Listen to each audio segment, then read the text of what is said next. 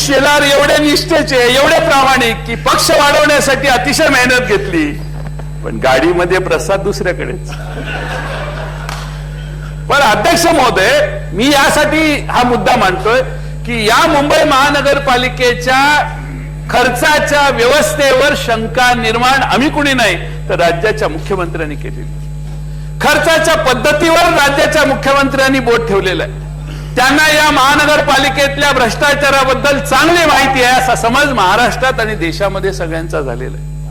आणि त्यामुळे अशा पद्धतीचं कॉम्पेन्सेशन हे महानगरपालिकेला देताना त्यांची काय ऑडिटेड स्टेटमेंट घेणार की नाही, त्यांच्या पूर्वीच्या झालेल्या मागच्या वर्षीच्या खर्चाची काही चौकशी करणार की नाही, कोणत्या हेडला हे पैसे जाणार याच्याबद्दल काही विचार होणार की नाही, तुम्ही खर्च करत असताना पारदर्शी पद्धतीने काम कसं करणार, याच्यावर मुंबई महानगरपालिकेवर आपण वॉचमन आहे आता.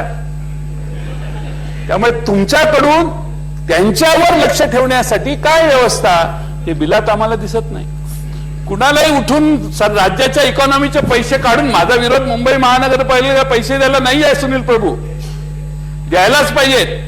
या मुंबईची काळजी घेतली तर महाराष्ट्र सक्षमपणाने उभा राहतो हे समजणारा मी राज्याचा इथला कार्यकर्ता आहे. मुंबईच्या बद्दल विरोध नाही आहे, पण तुमचे जे भाषणं झाली त्या भाषणामुळे ज्या शंका निर्माण झाल्या त्यासाठीच मी 2 मिनिटं जास्त घेतोय. आणि म्हणून आपण हे कॉम्पेन्सेशनचे पैसे काही न चौकशी करता पहिल्या महिन्याच्या प्रत्येक महिन्याच्या 4 तारखेला त्यांच्या तिजोरीत पाठवणार.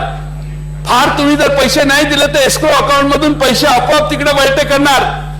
एवढा ताबडतोबीनं लिहिलंया मुख्यमंत्री महोदय, आपलं मन कसं बदललं? एवढे सहजासहजी असे पैसे तिकडे जायला न विचारता पैसे द्यायला तुम्ही तयार कसे झाला? आपण अध्यक्ष महोदय याचा विचार करायला पाहिजे. माणसाचं मतपरिवर्तन गुलाबराव होणं शक्य आहे. तुम्ही एकमेव शिवसेनेतले मला दिसता की जे ठामपणाने मागण्या मांडताना तुमचा आवाज तोच असतो, विनंती करतानाही तुमचा आवाज तोच असतो. पण मुख्यमंत्री महोदय टोन किती बदलायचा, कशासाठी? हे म्हणजे सत्तेवर राहायचं असेल तर स्वाभिमानाने राहावं. आणि त्यामुळं माझी आपल्याला विनंती आहे की जे पैसे द्यायचे ते मुंबई महानगरपालिकेला दिलेच पाहिजेत. याच्यात कोणत्याही एकही अवाक्षर असं नाहीये की देऊ नका.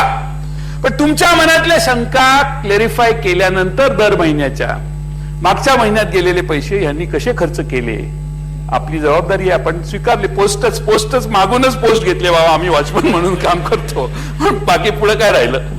त्यामुळे आपण यांच्यावर कसं लक्ष ठेवायचं हे अध्यक्ष महोदय आपण जरा थोडस या बिलात आलं असतं तर फार बरं झालं असतं.